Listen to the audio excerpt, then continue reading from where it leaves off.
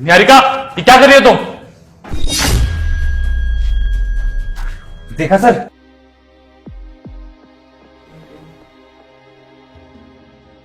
माँ का कॉल।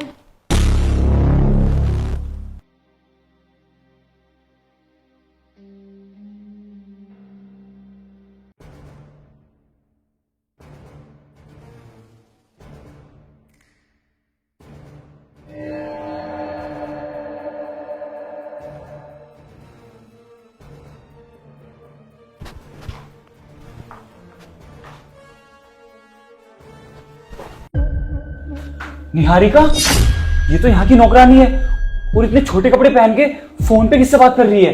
मुझे लगता है पक्का कोई ना कोई जासूस है। रुको, ये बात तो सर को बतानी पड़ेगी।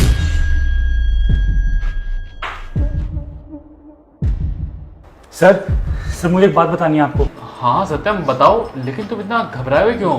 सर कुछ बात ही ऐसी है, वो जो मेरी नौकरानी है ना। कौन, वो निहारिका? हाँ निहारिका, वो छोटे कपड़े पहन के है ना, फोन पे पता नहीं किससे बात कर रही थी आज। अरे नहीं नहीं सत्यम, ऐसी कोई बात नहीं है, तुम्हें जरूर कोई गलतफहमी हुई होगी। अरे नहीं सर, ऐसी बात है, मैंने खुद अपनी आंखों से देखा था, वो किससे फोन पे बात कर रही थी। मुझे सर ऐसा लगता है पक्का वो कोई एजेंट है, नौकरानी नहीं है। वो इस घर में नौकरानी बनने का ढोंग कर रही है।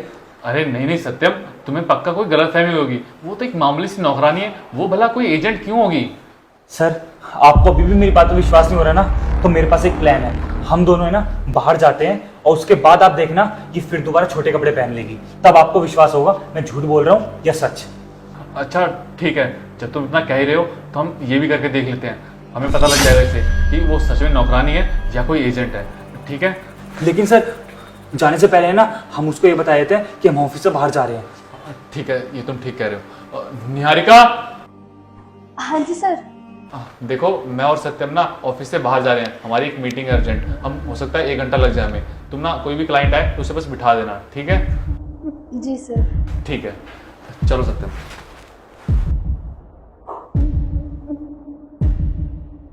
फोन, अब किसका फोन आ गया? मम्मी का फोन। लेकिन अभी तो बात करी थी मैंने मम्मी से।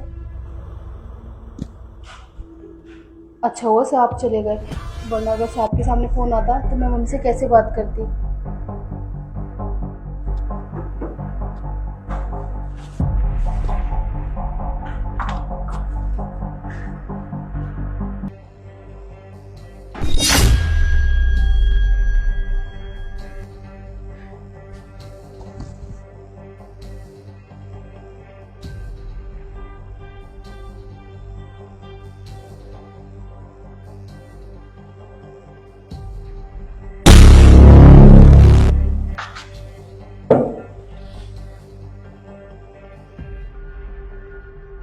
हाँ जी मम्मी जी। हाँ जी मैं ठीक हूँ। अरे नहीं नहीं सब ठीक है। वो मैंने ना आज सबको छुट्टी दे दी है।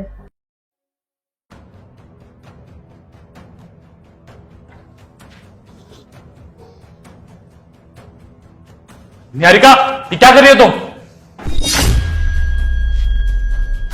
देखा सर, मैंने कहा था ना ये हमारे साथ कोई ना कोई फ्रॉड कर रही है।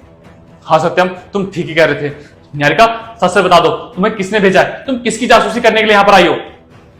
नहीं नहीं साहब, जैसा आप समझ रहे हो ऐसा कुछ भी नहीं है। दरअसल बात ये है कि साहब मैं बहुत छोटे गांव से हूँ और मैं यही सोच कर आई थी कि शहर में जाके मैं नौकरी करूँगी, और मैंने नौकरी करी भी।